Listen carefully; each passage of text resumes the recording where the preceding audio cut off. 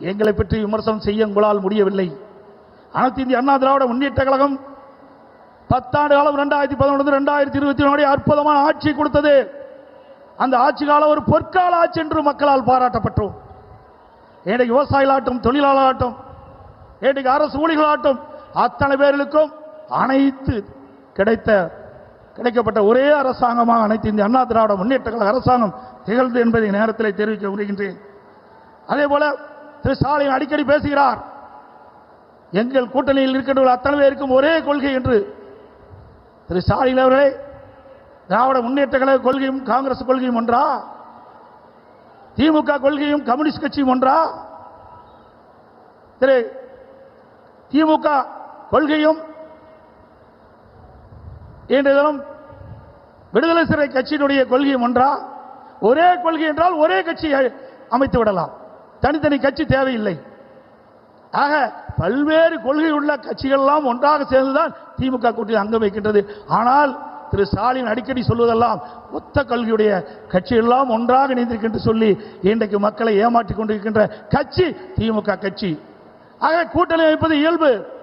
எல்லா கட்சியும் தேர்தல் நேரத்தில் கூட்டணி அமைப்புகள் வாக்கள் சிதறாக கூடாது என்பதற்காக மக்கள் திமுக ஆட்சி அகற்ற வேண்டும் என்ற ஒரே எண்ணத்தின் அடிப்படையிலே, தமிழ்நாட்டு மக்களுடைய நலன் கருதி தமிழ்நாடு ஏற்றம் பெற வேண்டும், வளம் பெற வேண்டும் என்ற அடிப்படையிலே, கொள்ளையடிக்கின்ற கூட்டத்தை விரட்டி அடிக்க வேண்டும் என்ற அடிப்படையிலே தேசிய ஜனநாயக கூட்டணி பிரமாதமான கூட்டணி அமைத்திருக்கின்றது. உங்கள் கூட்டணி அப்படி அல்ல. உங்கள் கூட்டணியை அமைக்கின்ற கட்சிகளும் அடிமையாக உங்களிடத்தில் இருந்து கொண்டிருக்கின்றன. இன்றைக்கு தமிழகத்தில் நிலவுகின்ற பிரச்சனை, இன்றைக்கு போதைப் பொருள் விற்பனை, அதனால் மக்கள் படுகின்ற துன்பங்கள் ஏராளம்.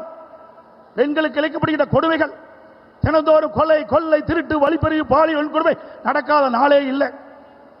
சிறுமிகளுக்கு பாலியல் வன்கொடுமை, பெண்களுக்கு பாலியல் வன்கொடுமை, மூதாட்டிகளுக்கு கூட பாலியல் வன்கொடுமை. இப்படிப்பட்ட மோசமான கையிலாகாத அரசாங்கம் திமுக அரசாங்கம்.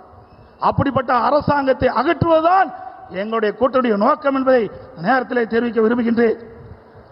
அதே நேரத்தில் இன்றைக்கு திராவிட முன்னேற்ற கழகம் என்று சொன்னால் அது குடும்ப கட்சி, அது ஒரு கார்ப்பரேட் கம்பெனி, அது கட்சி அல்ல. அந்த குடும்பத்தில் இருக்கின்றவர்கள் தான் அந்த கட்சிக்கு தலைவராக முடியும், அந்த குடும்பத்தில் இருக்கின்றவர் தான் ஆட்சி அதிகாரத்துக்கே வர முடியும். அப்படிப்பட்ட கட்சியை தமிழக மக்கள் இந்த முறை விரட்டி அடிக்கப்படுகிறார்கள். இந்த தேர்தலோடு திரு கருணாநிதி குடும்பத்திற்கு இறுதி கட்ட தேர்தல் மக்கள் முடிவு செய்து விட்டார்கள்.